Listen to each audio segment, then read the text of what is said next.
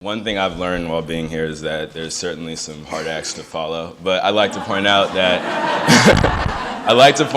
Armando is also from Seattle, so that gives me a little bit of confidence going in there.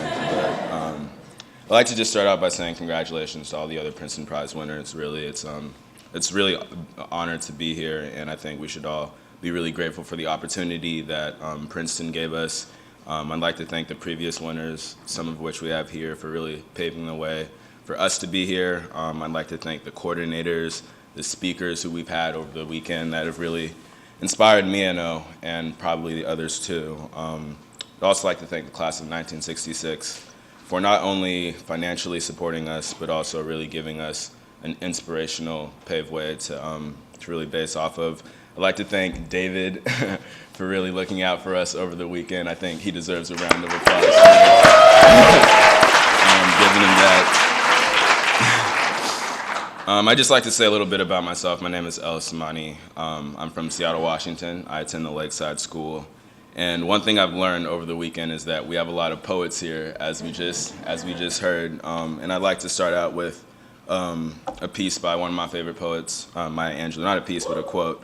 And she said that it's time for parents to teach young people early on that in diversity there is beauty and there is strength. And I think those words really touch me because I've always thought that there is truly beauty and strength in diversity, and it's always played a really intricate role in my own life.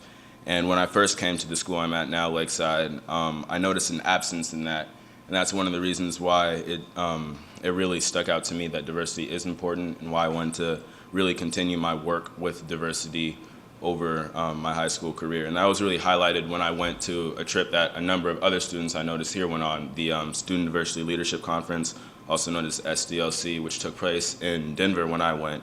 And that was a really influential point for me because I came in contact with other students, particularly African American males, who went to independent schools similar to me. And I always kind of had like a slighted perspective on my experience at an independent school because, like a lot of other students touched on, I was one of the few minorities there, and it was always hard for me to form relationships and genuine connections with other students there.